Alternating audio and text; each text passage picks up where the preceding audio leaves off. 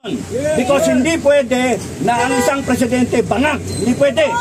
Kahit pinadapo lang ang langaw. And then, kayo ngayon ang mayabang.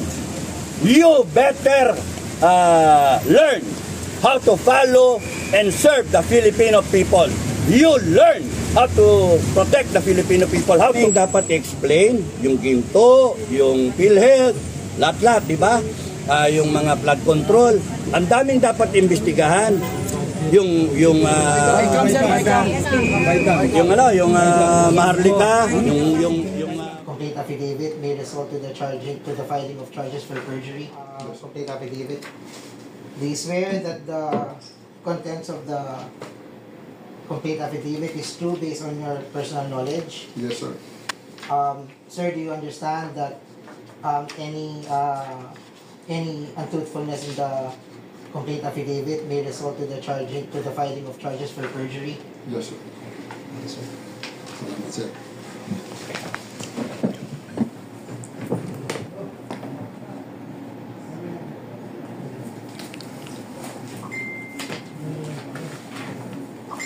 We have on file, Sir Clemente G. Enrique. Sir, sign lang po.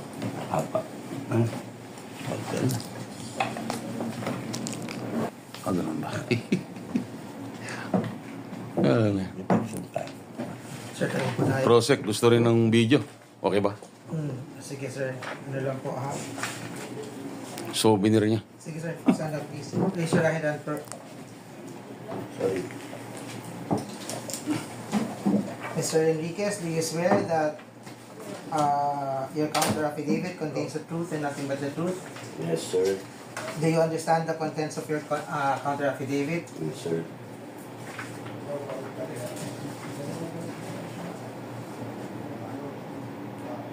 Do you swear that you executed this counter affidavit voluntarily and you are not coerced? No, sir. Yes, voluntarily. Okay.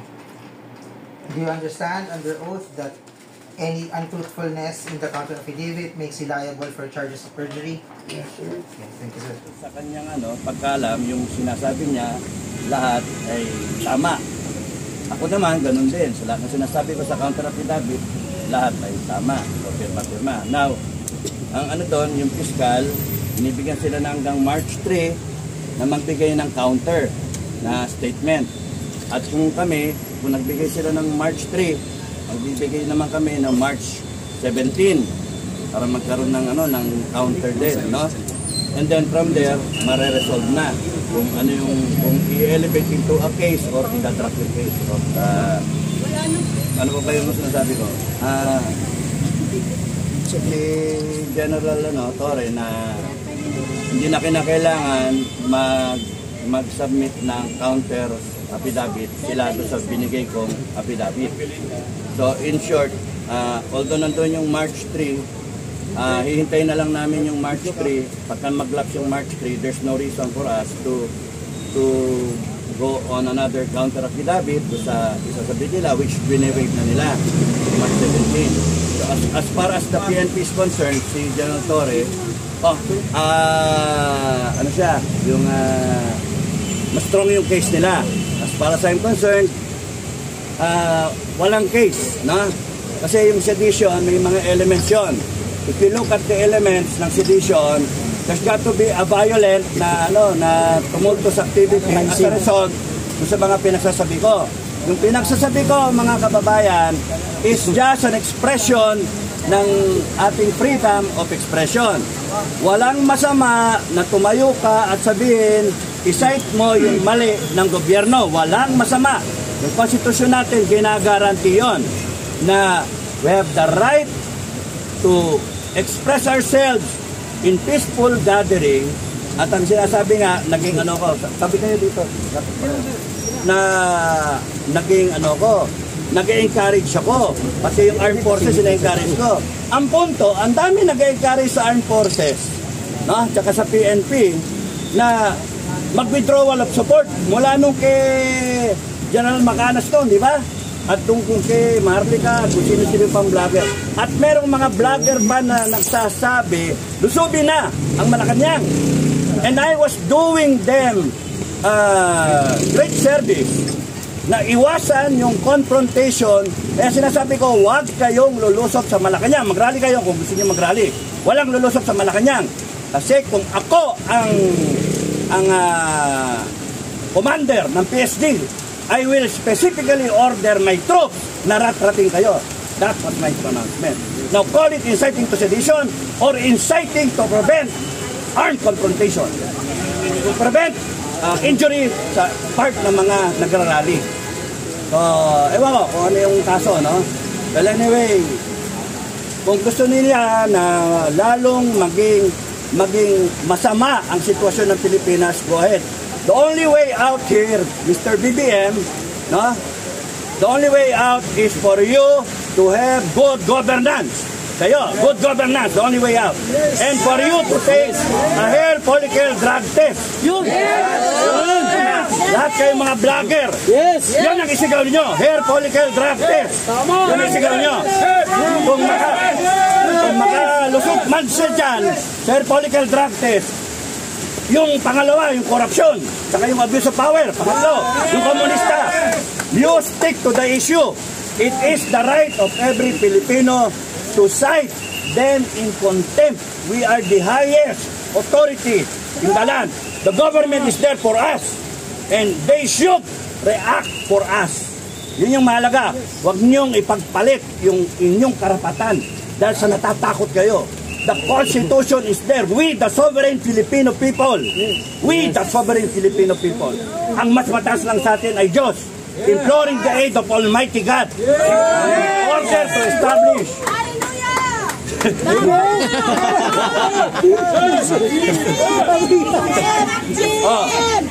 kaya alam nyo naman yung rights ninyo. You stick to the issues always. You stick to the issues, hindi kayo mawawala. Merong presidente na kinukwestiyon sa paggamit ng droga. Walang masamang questionin yun.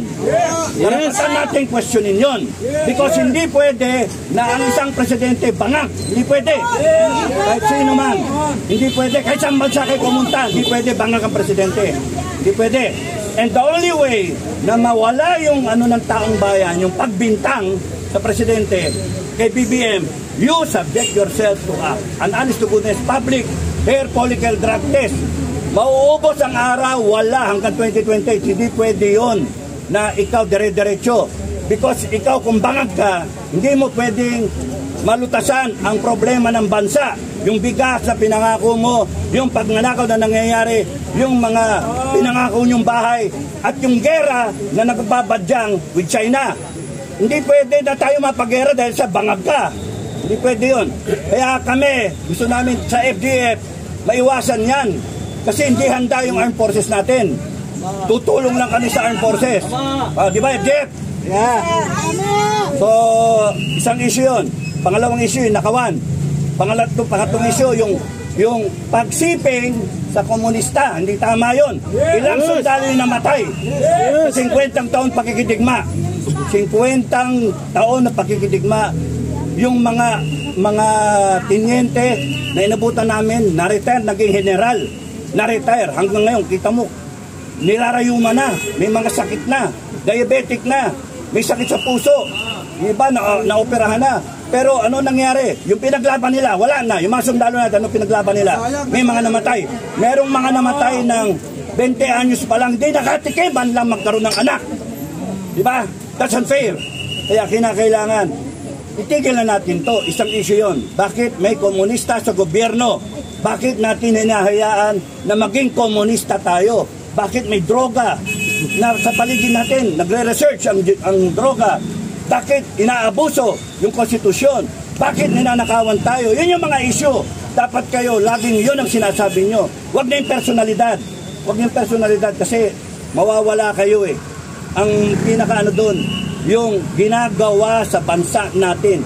Kayong mga nasa gobyerno, binaboy ninyo ang bansa natin. Kaya dapat itigil kayo. Matigil yung ginawa niyong pagbababoy at respetuhin ninyo yung karapatan ng mga kababayan. Yun ang mahalaga. Respetuhin nyo ang karapatan ng mga kababayan, mga Pilipino, because yung gobyerno nandyan para sa taong bayan. Yun ang rason. Tinawag Republic of the Philippines. Dahil sa taong bayan, 120 million Filipinos. Bakit nagkaroon ng gobyerno? Government of the Philippines. Dahil sa taong bayan. Bakit nagkaroon ng yes, government of the people, and by the people, and for the people. Diba? So bakit nagkaroon ng armed forces? Armed forces.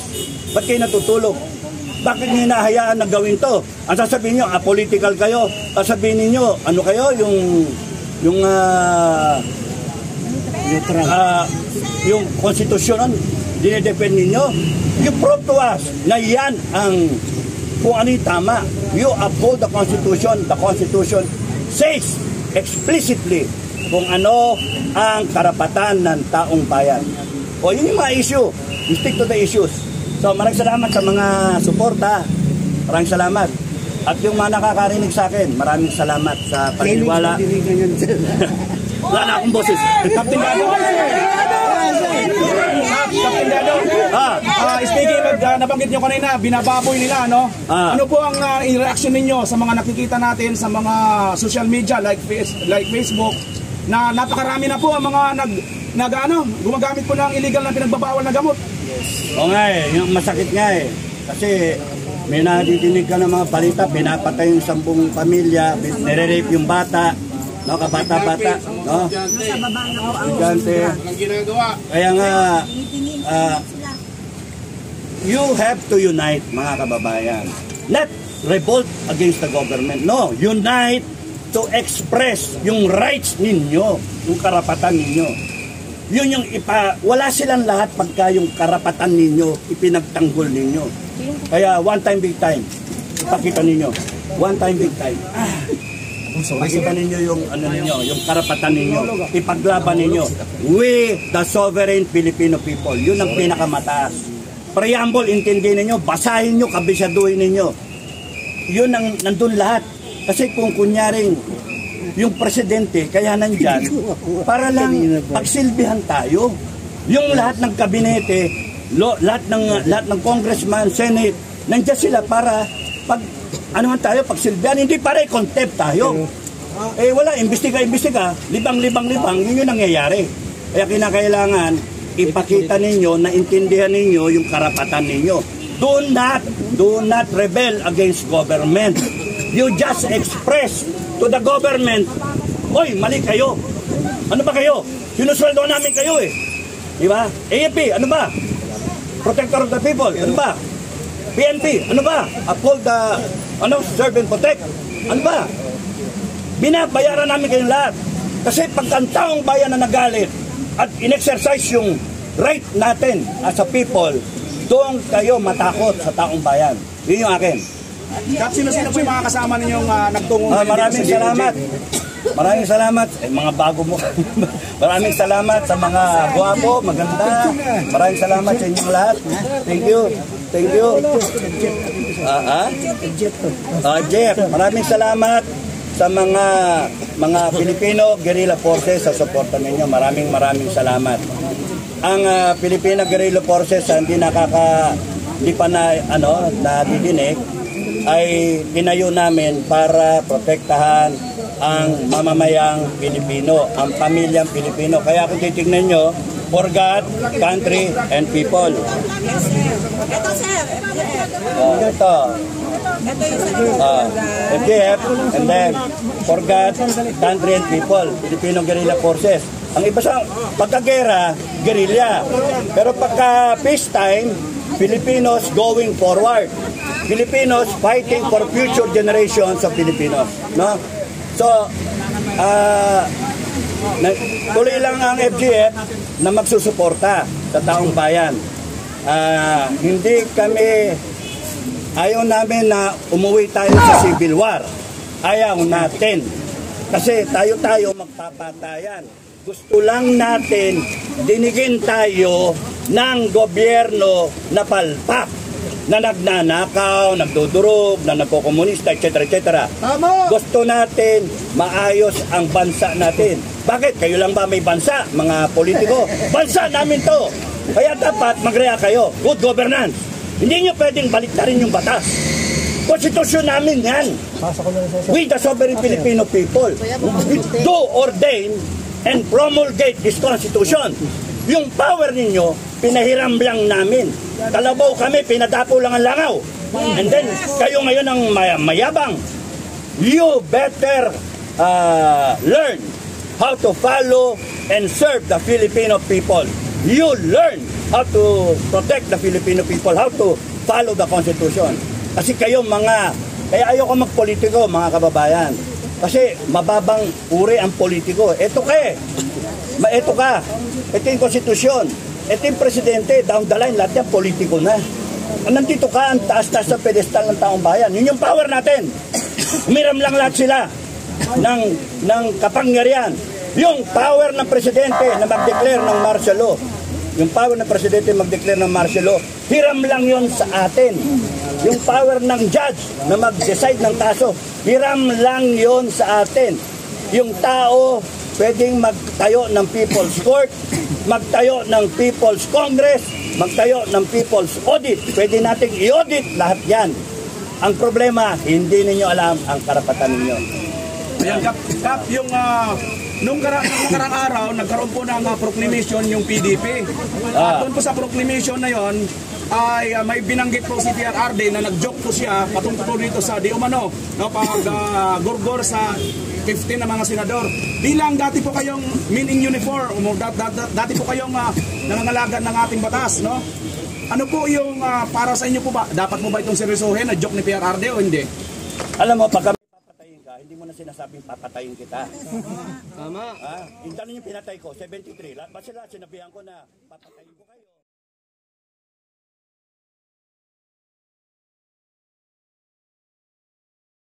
Ni Digong, joke lang yun. Yeah. Kasi pagka ikaw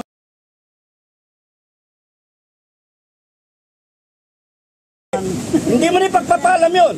Yes. Basta malalaglag yan. Sa amin, in my profession, 6 na buwan. Ako lang nagsasabi nun. Sabihan ko yung tao ko, 6 na buwan na lang ang buhay mo. And binibilangan ka na, 6 na buwan. Ibigay ko yung dossier mo dito sa tao ko. Yun. 6 na buwan. Yun na lang, buhay mo. That's how it's done. Hindi yung papalam ko, tatakutin kita. Pagka tinatakot mo, it is meant for you. It is meant to strike a chord inside you para ikaw matauhan. Para ikaw mailagay mo yung sarili mo sa tamang hulog. Yung ginagawa ni Digong, hindi ano yun. Wala, ano ba yun? Joke yun. Ngayon kung gusto nila, kasuhan nila. Bahala siya magano. Pero nung sinabi, nadinig ko yun, sabi ko, brilliant talaga yung tao eh. Why? Because he will defend his daughter. Tanong ni BMR, yung mahigit milyones na miyembro po ng FG, may inendorso po ba kayong senador sa iba't ibang grupo? Kasi may mga independent senador na ating miyembro ng kasundaluhan at mayroon namang sa iba't ibang partido, sir. Hindi pa namin naayos yung listahan, gagawa kami ng listahan namin, pero ang sa akin, ang isa sa mga endorse ko, yung mga PDP also. Yung sila Bato, sila Pastor, Bongo, Bibik, Marcolita. Wala pa, hindi pa namin na... Yung Siam. Sabi yung Siam po. Yung Siam. Yung 9 na senatorial sa PDP. Hindi ko pa nakikita yung buong pangalan ng Siam eh. Basta ang sa akin, okay ako kay Pastor Pibuloy, okay ako kay Bato, okay ako kay Bongo. Dahil si Bongo, dahil sa nagsilbi yun ng maayos, yung malasakit. Nagmalasakit yung tao. Okay na siya, passes na niya yun. Si Bato, dahil sa lumalaban din siya. Kahit pambinsan-minsan, gaganon, pero okay na si Bato. Nagkausap na kami sa academy. Sabi nga ni Bato sa akin, kasi sinabi ko kay Bato, Tobats, sir, anong tingin mo tong kay Nick Torres? Kay Torres. Ano yun? Ito na nga. Upakan ko yung pagka nakita kami. Sabi ko nakita kami kanina. Sabi ko kay Nick Torres, para hindi mag-init ang ulo. Para hindi ako mag-init ang ulo, sabi ko, sabi ni Bato, sir, sumusunod lang na utos yun. Huwag na kayo magalit. Patawarin nyo na. Magsasorry yun sa inyo rin. Sabi ko gano'n. Kaya kanina, pagdating, iniingatan ko yung sarili ko na nakadalawang estrella eh. Wala pa kinakita ang dalawang estrella na Pero with due respect to Nick Torres, he is just doing his job as CICC. Look at it professionally. Okay? So yun lang ano ko.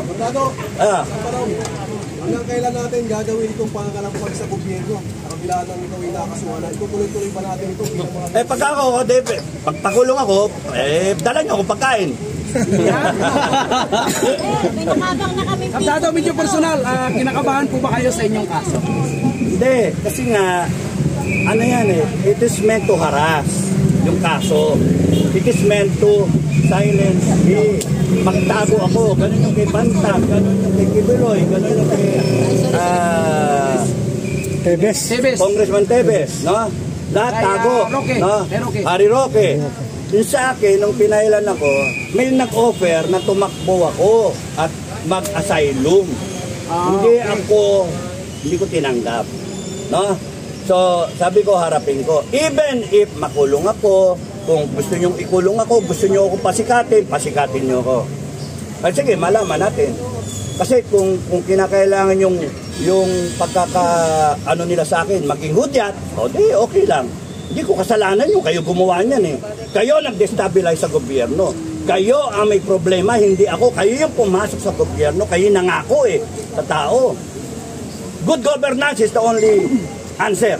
Good governance. Ngayon, kung kunyaring patatagalin nyo hanggang 2028, I'm sorry, hindi kayo matatapos sa term ninyo. I'm sorry, iikot biglang mundo. Iikot biglang mundo. Kasi number one, ayaw ng Amerika sa gago na gobyerno. Ayaw ng Amerika sa bangag. They will clamp down on drugs. Ayaw ng Amerika sa mga corrupt. They will clamp down sa mga magnanakaw. Bakit? Kasi kung magnanakaw ang isang regime, ano nangyayari? Yung mga kababayan nila pumupunta abroad, naghahanap ng greener pasture. Saan pumupunta? Amerika. Kaya ang suggestion sa Amerika, talsik ko lumalaway. Ang suggestion, you clamp down on all the corrupt regime. Delikado tong regime na to, delikado kayo. And yung wini-withdraw na pera, hindi na withdraw. 2 beses na nag-attempt. $10 billion sa Hong Kong. Yes, tama. So, ang daming dapat explain, yung ginto, yung PhilHealth, lahat-lahat, di ba? Yung mga flood control, ang daming dapat imbestigahan. Yung Maharlika, yung Bicam na 2025. Kung ako lang ang masusunod, lahat yun. Yung 2025 budget, rescinded yun, wala yun, tanggalin. Kaya tayo hindi makagalaw, hinihintay natin na Supreme Court. Hinihintay natin kung meron pang natitirang hustisya. Kaya nanonood lang tayo. Ngayon kung kunyari Supreme Court, kinampihan pa yung 2025, ginawang dineclare na legal yon, ano pa, wala tayong tatakbuhan. O, diba? So, pinapanood natin. Kapdado, in connection po sa freedom ng speech, bukas po posibleng ipatawag ang mga vlogger na inakusahang bayaran ng mga narko at pugo. Ano po ang inyong komento? Wala yun, harassment nga lahat yan. Harassment lahat yan. It is meant to frighten yung mga tumatayo. Kita nyo yung sindikato na takutin lahat. Ngayon, kung magpapatakot kayo, wala, takot lahat, di ba? Pero pagka nakikita nila yung mga nagsasalita ay matapang at nag-unite, yun yung mahalaga, mag-unite kayo, mag-unite. Wala, hindi kayo maano. Hindi sila obra. Kaya ang ginagawa nila, 1 step forward, 2 step backward. Tinitignan nila. Kung nakita nilang natakot yung tao, walang reaksyon yung tao, yay, panalo tayo. So yun yung ano. May gagawin po ba action bukas ang FGF para makiisa po sa mga vloggers? Wala, matutulog lang ako. Sir, may collaboration po ba kayo na Ipanaw, sir? Ha? Collaboration po kayo na Ipanaw. Ipanaw? Okay ang Ipanaw. Iboto niyo Ipanaw, ha? FGF? Yes. Boto niyo Ipanaw, ha? Sila Doc Lorraine, ha? Personal na endorser na yan para Epanaw. Okay si Doc Lorraine saka yung BG. Bisaya Gyud. Dalawa na yan ha, in-endorse namin. Eh total, marami naman nag-jet eh. So, ha? Hindi. Baka si Sir Meltron may isa ito pong mga ipinidesisyon doon. Ang particular na pong Senado at ito nga pong Congress. Ano po ang inyo pong reaksyon doon? Hintayin lang natin. Hindi naman pwede nilang tuyuin yun eh. Kasi ano yun eh. Dapat umikot ang proseso eh. So siguro hindi lang nababalita. Pwede nyong i-research kung ano na nangyari doon. Supposed to be dapat lumabas na yun, di ba? O meron pang, kailan pa pinail yun? Ilang araw ang binigay? Dapat supposed to be ngayon 12 days na ngayon, sir. 12 days na ngayon. Ha? 12 days na ngayon. 12 days na ngayon. So tingnan natin kung merong lalabas na resolution, yung kung ano yung decision nila. No? Tingnan lang natin, kaya ma-inip. Patience is a virtue. Although nakakainit ng ulo minsan, nakakasarap magmure. Kasi that's why we are kailangan nating ayusin eh. Hindi na natin pwedeng palakpasin na ganito tayo ng ganito. No, nakakasawa na, di ba? Nasawa na kayo? Nasawa na kayo? Hindi na kailangan natin paikutin yung gulong once again, pero yung magpapalit lang tayo ng politiko, ng tao, ng administrasyon, hindi rin. Will not solve the problem. Tanungin ko kayo, anong problema? Anong problema? Corruption, sir. Ng Pilipinas. Anong problema ng Pilipinas? Corruption. Okay. Yan yung mga sagot ng tao, corruption. Ako dati, yun din ang sagot ko eh, droga, corruption. Pero kung titignan ninyo, no, careful analysis, kung talagang iisipin ninyo, ang problema, hindi corruption, hindi droga, hindi yung gagong mga politiko, hindi. Ang problema talaga ay, yung mga yan na sinabi ninyo, manifestation yan ng problema. Simptomas yan ng problema. Hindi ka pwedeng mag-opera ka, sasabihin sa'yo ng doktor, putulin ko yung kamay mo. Maga itong daliri. Puputulin na kagad. Hindi pwede. Dok, ano mo yung, bakit namamaga yan? Tapos sasabihin mo, puputulin na yan, mawala. Alamin ko na muna anong problema. Nakagat lang ng EPCR o nakagat lang ng, ng daga o whatever. Namagalang. So, for a doctor to find a solution, to give the proper diagnosis ng isang doktor, kinakailangan alamin niya kung ano yung problema talaga. Tayo, ang common na sagot natin, ako rin sinasabi ko yun korupsyon, yung puno, politika, and then nakaugat na yung korupsyon. Pero the problem started so many years ago na hindi natin kaalam-alam, ang problema natin is yung nag-ugat sa pamilya. Yung root cause, pamilya, at yung education. Kasi yung pamilya, kung gago yung magulang, gago yung magiging anak. Kung gago yung eskwelahan at mga barkada niya, gago yung magiging bata. Pagka-graduate niyan, pagdating niyan sa work environment niya, 20 years old, 25 years old, dog is dog. Maganda ka, magsud ka ng hikaw, maganda kang sip-sip ka kay amo. Maganda, buhay mo, nakakaano ka ng pera. So yun yung nare-reinforce. Pagka kunyari, gusto kong umakyat ako sa promotion, sinaan ko to. And it happens in the armed forces. It also happens. That's why the system na sasabihin mo is so corrupt, it's deep-rooted. The problem is cultural. No? Failure of the family, failure of the education, the schools as the second family, failure of the workplace, yung kung saan kayo papasok, Jollibee, McDo, mga ganon, Globe, Ayala, kung saan yung trabaho ninyo, o kaya mag-call center kayo. Yung peer pressure, yung nararamdaman ng mga tao dun sa kanilang area, workplace, palpak rin. Kung meron dyan nagdudurog, mahahawa ka. Kasi kung kulang ang moral values mo, mahahawa ka na. That's why we are in deep shit talaga ng bansa natin. Kasi manifestation lang yung mga korupsyon. Yung bata na hindi na arugaan properly, na kahit anak na ng presidente, sipin nyo, buhay marangya, buhay royalty, pero napabayaan yung bata. Pinaaral kung sa abroad pa. Doon yung barkada niya, gago. Yun nagdodroga.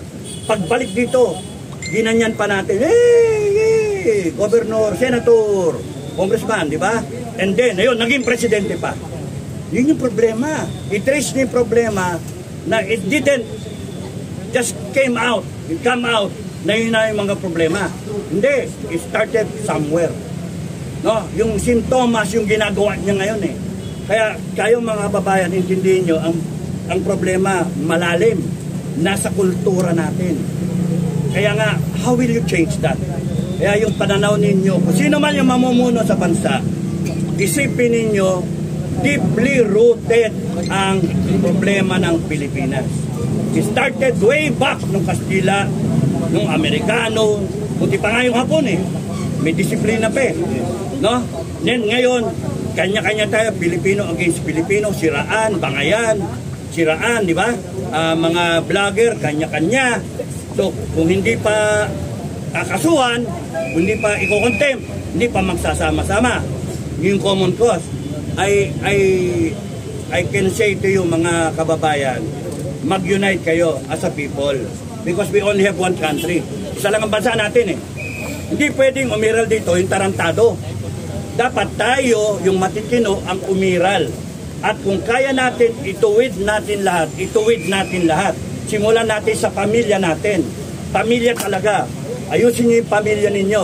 Ayusin niyo yung palaki ng pamilya niyo. The government should be able to make sure na yung pamilya ay maayos niya. Nandun yung value system ng Pilipino. Hindi yung matatangay ng bata, makakalakihan, yung sistema na korupsyon, sinungaling, taking advantage, shabby, dog eats dog. Yung ganun ba? Ano yung para sa akin? Hindi niya iniisip yung kababayan niya, inisip niya yung nanakawin niya, o nititekom niya.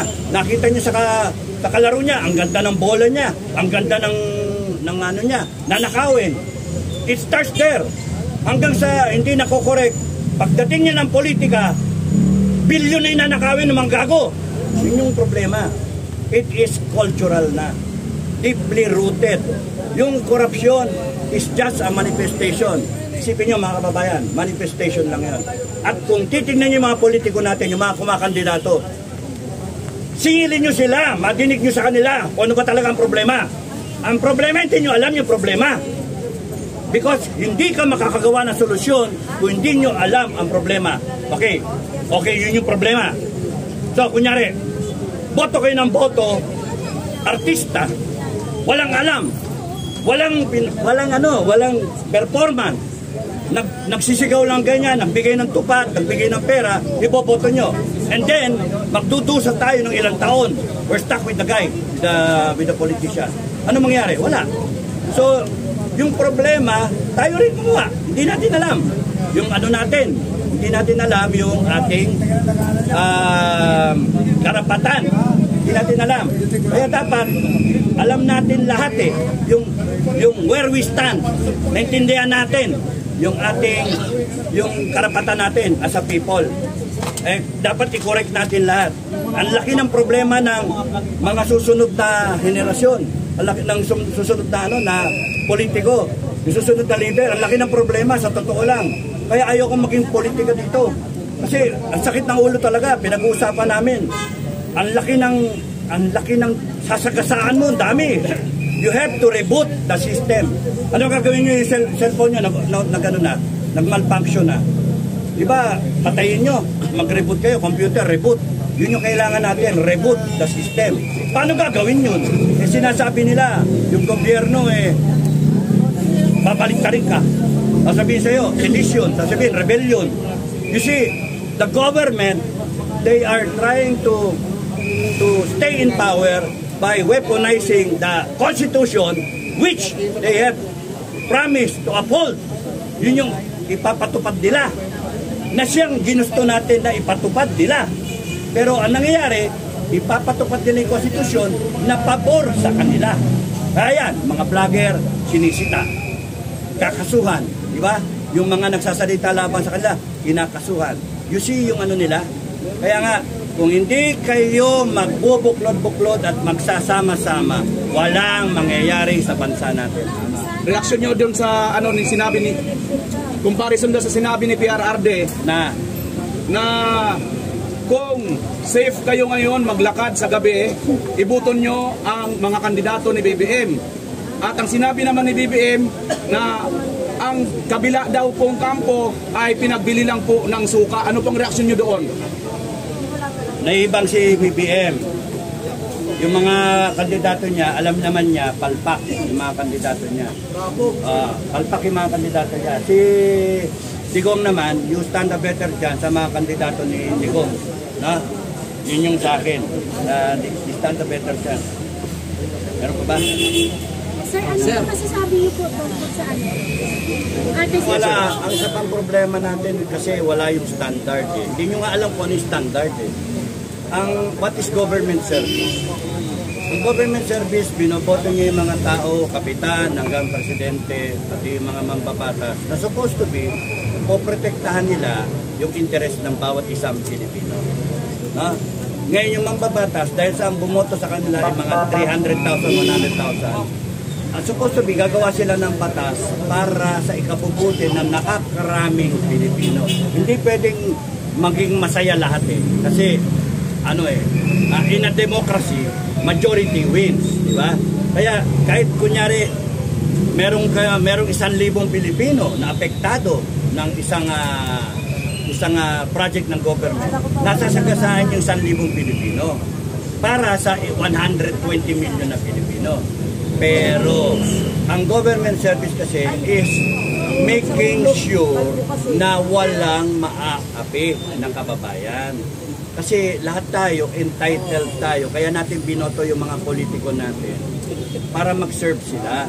Kaya nga tinatawag na honorable. Kaya tinatawag na mga ano sila? Honorable. Your Excellency, mga ganon. May title sila. Pero ang problema, pagka naboto na sila, akala mo kung sino sila, mayayabang.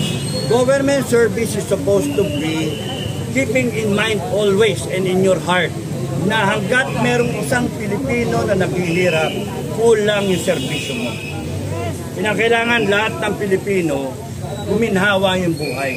Yung OFW abroad, yung mga katutubo natin, yung mga Muslim natin kapatid, yung mga Pilipino na sa araw-araw nahirapang mabuhay.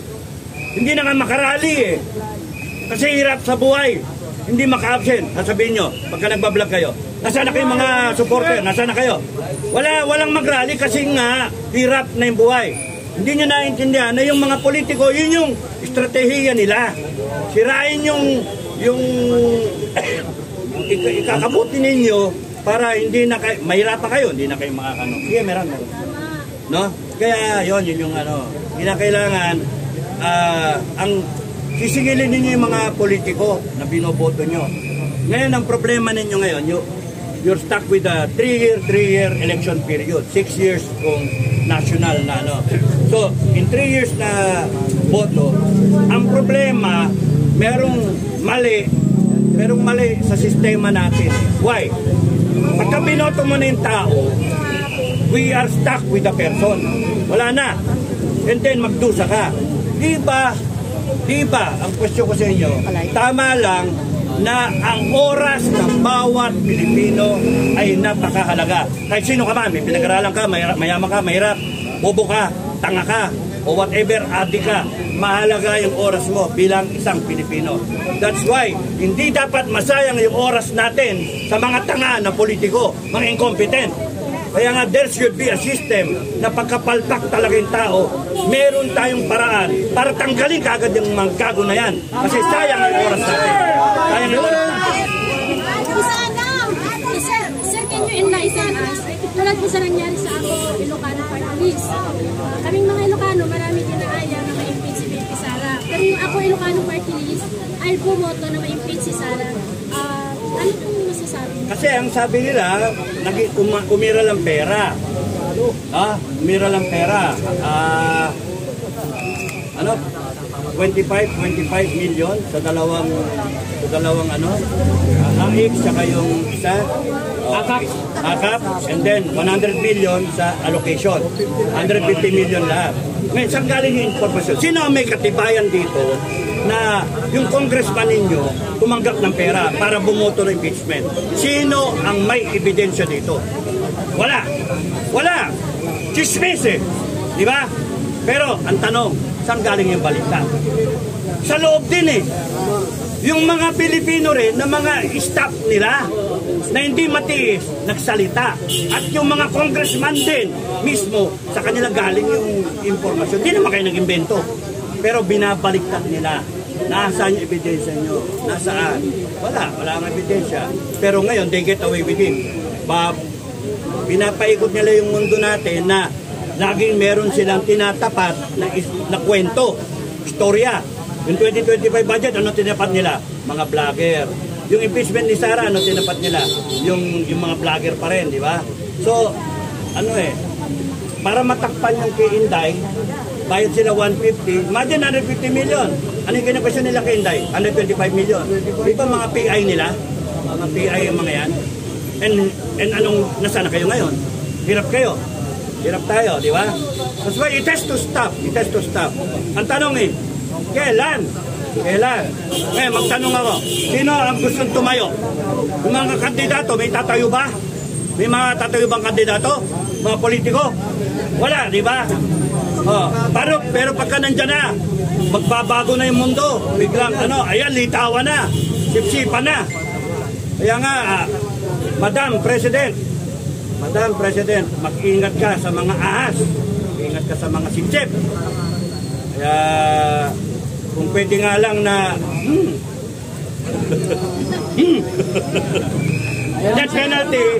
death penalty para sa mga magnanakaw. Death penalty. Alam niyo, kung kami masunod, kung kami lang, ayaw namin ang magkaroon ng yung Congress, isara. Yung Senate, isara. Yung Comelec, isara. Baguhin natin. Yun yung ano ko. Pero yun yung suggestion ko kung sino man yung mamumuno. Kasi yun yung tama eh. Yun yung it has come of age na. Wala nang magagawa dahil sa yung nagpapatakbo pa na yung mga siraulo, kurap. Ngayon kung hayaan natin, lalo tayo makukurap. So, nandiyan yung droga, nandiyan yung komunista, nandiyan yung magnanakaw. Anong gagawin natin? We have to take hold of, get back the power that we gave them. Na pinahiram natin. Yun dapat. We get back. We take back the power of the Filipino people and use that power to correct everything. Yun yung dapat gawin natin.